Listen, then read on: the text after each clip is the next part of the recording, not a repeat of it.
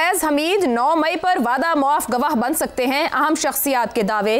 क्या फैज हमीद बानी पीटीआई के लिए मसूद महमूद साबित हो सकते हैं? ज़ैगम साहब, आप क्या देख रहे हैं? वो साबित हो सकते हैं, साबित होंगे, या आपको कुछ और दिखाई देता है?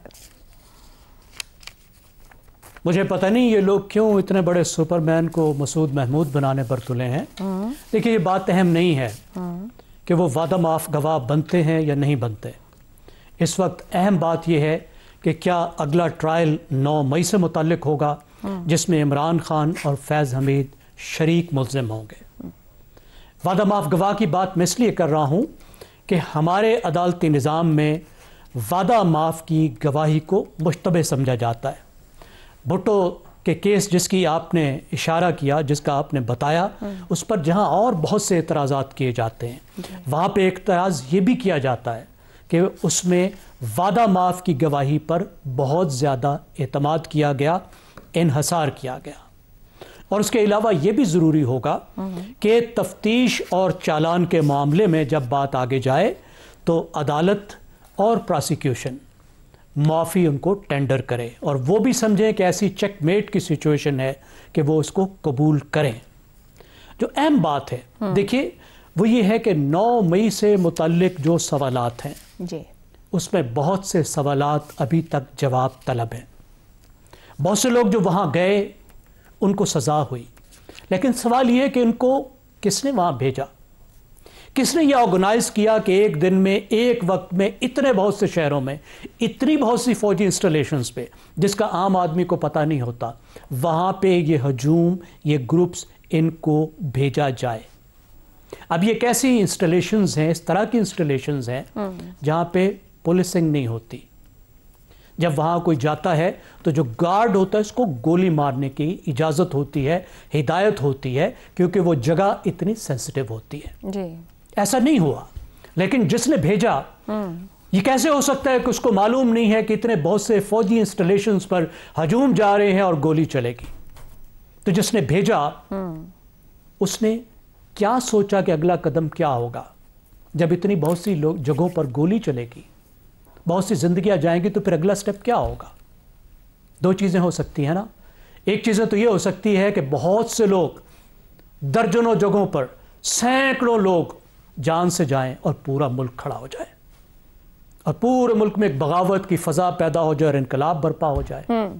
या तो किसी ने ये प्लान किया, या किसी ने यह प्लान किया कि इसके नतीजे में फ़ौज पर इतना दबाव आएगा कि फ़ौज की जो चेन ऑफ कमांड है और उसकी इंटरनल कोहियन है वो बिखर जाएगी और फौज के अंदर कोई तब्दीली आएगी। ज़ैगम साहब, कतई कलामी की माज़रत, यहाँ आपसे एक बात जानना चाहूंगी। आप तो ये कह रहे हैं कि बाद में जो होगा उसके क्या सिनेरियोज हो सकते हैं, मगर आप ही जब गुफ्तगू कर रहे हैं तो उस एक शख्स की तलाश है, यानी कि उस मास्टरमाइंड की तलाश है। मगर मुझे ये फरमाइएगा कि क्या जो कुछ हुआ उस वक्त चंद मिनट्स के अंदर मुल्क के मुख्तलिफ जगहों के ऊपर, कई जगहों पे, दर्जनों जगहों पर, क्या वो चंद मिनटों, चंद घंटों या चंद दिनों में तैयार हो सकता था? विदाउट स्ट्रेटेजिक इंफॉर्मेशन तैयार हो सकता था? क्या वो किसी एक शख्स के ऊपर फिक्स किया जा सकता है? मतलब ये हुआ कैसे? इसकी तलाश पहली है। आपको लगता है वो कहीं खुलकर सामने आएगा? यही वो चीज़ है जिसका हमें इंतजार है ना जी। देखिए, अभी तो जो लोग वहां गए थे वो तो जज्बाती लोग थे ना, जिनको इतनी अकल नहीं थी कि कहाँ जा रहे हैं। उनको पता होना चाहिए था, क्योंकि लाइल्मी जो है वो जवाज़ नहीं होती जुर्म का। तो वो तो एक तरह से फंस गए ना। शायद कुछ लोग ऐसे भी हो जिनको बहुत ज़्यादा पता हो, लेकिन जिसने भेजा और जिसने ये ऑर्गेनाइज किया, जिसने ये पूरी चेन बनाई, आखिर ऊपर से नीचे तक इंफॉर्मेशन ने कैस्केड किया ना।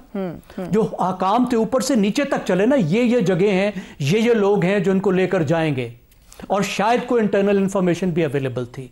ये वो चीज़ है जो इंफॉर्मेशन हमारे पास नहीं है। ये बात हमारे पास नहीं है। इमरान खान उस दिन जेल के अंदर थे, फैज़ हमीद उस वक्त फौज से बाहर थे। इसका मतलब ये नहीं है कि वो इसमें इन्वॉल्व नहीं है, क्योंकि ऐसी हिदायत पहले भी दी जा सकती हैं और ऐसी हिदायत एक SOP के तौर पर भी दी जा सकती हैं कि जब ऐसा होगा, मैं गिरफ्तार होऊंगा तो तुमने ऐसे करना है। मैं इल्जाम नहीं लगा रहा, मैं एक हाइपोथेटिकल बात कर रहा हूं कि ऐसा हो सकता है। तो क्या ऐसा हुआ है? अब उसका जो सबसे पहला बड़ा इशारा हमें मिल रहा है वो प्रेस रिलीज की उस आखिरी लाइन में मिल रहा है, जिसकी आपने बात की कि सियासी मुजरिम के सियासी अनासर के साथ मिली भगत के जरिए दानिस्ता तौर पर इश्तियाल अंगेजी اور عدم استحکام، ٹھیک، جس کو کہا جا رہا ہے کہ علیحدہ طریقے سے نمٹا جائے گا. بالکل صحیح. تو اس میں ہمیں وہ الزام فریم ہوتا نظر آ رہا ہے، اور یہ الزام ایک دن میں تو فریم نہیں ہوا، اتنے عرصے میں اس کا مطلب ہے بہت ساری تفتیش، بہت ساری تحقیق ہو چکی ہے. اب یہ آگے کیسے جاتا ہے؟ جب عدالتی کارروائی شروع ہوگی تو ہمیں معلوم ہوگا کہ کیا یہ فوجی عدالت میں جاتا ہے، کیا یہ سویلین عدالت میں جاتا ہے، کن گواہوں کو لایا جاتا ہے، پھر فیض حمید صاحب کا اپنا کیا ری ایکشن ہوگا وہ ہمیں معلوم نہیں. وہ ایک بڑے سینئر آفیسر رہے ہیں، ظاہر ایسا نہیں ہے کہ کوئی ان پہ دباؤ ڈالے گا اور فوری طور پہ وہ وعدہ معاف گواہ بن جائیں گے، ان کا وہ لیول نہیں ہے. ظاہری بات ہے اس لیول کے شخص کے لیے ثبوت اور شواہد بھی اکٹھے کیے ہوں گے. شہزاد صاحب، 9 مئی کا جو واقعہ ہے وہ پورے ملک، ریاست، سیاست اور عسکری قیادت کے لیے خاص طور پر انتہائی حساس معاملہ اور بڑا پھونک پھونک کے ہر چیز کو لے جایا جا رہا ہے اور دیکھا جا رہا ہے. کیا مبینہ ماسٹر مائنڈ فیض حمید کو سلطانی گواہ بننے پر چھوڑ دیا جائے گا اور سارا معاملہ ایک سیاستدان پر ڈالا جائے گا؟ مبینہ ماسٹر مائنڈ سے ہم اس کو کنیکٹ کر رہے ہیں. مبینہ ماسٹر مائنڈ یعنی ہم سوچ رہے ہیں کہ شاید یہ ماسٹر مائنڈ ہے اور اس کے بعد اس کو کنیکٹ کر رہے ہیں. اس میں تو کوئی شک نہیں 9 مئی ہوا، اور 9 مئی جس انداز میں ہوا یہ پلان ایگزسٹ کرتا تھا. یہ پلان اس وقت بھی نہیں ہو سکتا کہ پچھلے 1-2 دن کے اندر بن گیا. یعنی جب عمران خان صاحب کو انہوں نے پکڑ لیا تو اس کے بعد 2 دن کے اندر پلان کسی نے بنایا، چاہے وہ فیض حمیدی کیوں نہ ہو، اور اس کے بعد اس کو چلوا دیا. تو یہ پلان کسی نہ کسی شکل میں تو ایگزسٹ کرتا تھا، جہاں پر کہ اتنی جگہوں پہ اتنے لوگ نکل آئے کہ انہوں نے بالکل جا کے ایک ہی وقت میں جا کے ان کے اوپر اٹیک کیا، یا ایک ہی دن میں، یا ایک جو طے ہوا تھا اس کے مطابق. دوسری بات عام طور پہ کہا جاتی ہے کہ وہ جگہ جن کا پتہ نہیں ہوتا، اور فیض حمید نے بتایا ہوگا. یہ جگہیں سب کو پتہ ہوتی ہیں، کھلی جگہ ہیں. ہمارے GHQ کا بھی پتہ ہے، بیسز کا بھی پتہ ہے جہاں جہاں پہ حملے ہوتے ہیں، اور یہ بھی پتہ ہے کہ کہاں کہاں پہ مجسمے جہاں لگائے ہیں، چاہے وہ کرنل شیر خان. تو اس لیے یہ کوئی ایسی چھپی ڈھکی باتیں نہیں ہیں جس کے لیے انسائڈ انفارمیشن چاہیے تھی.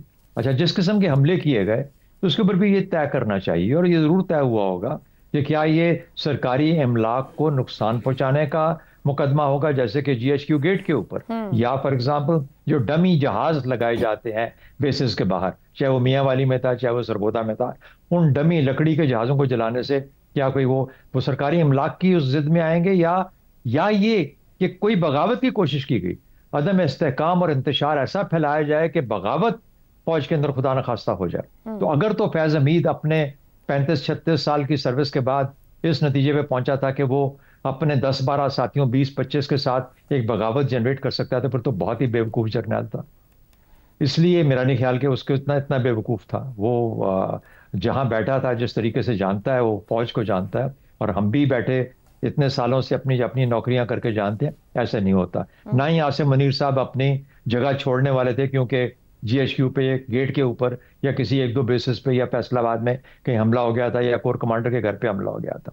ایسا بھی نہیں ہے.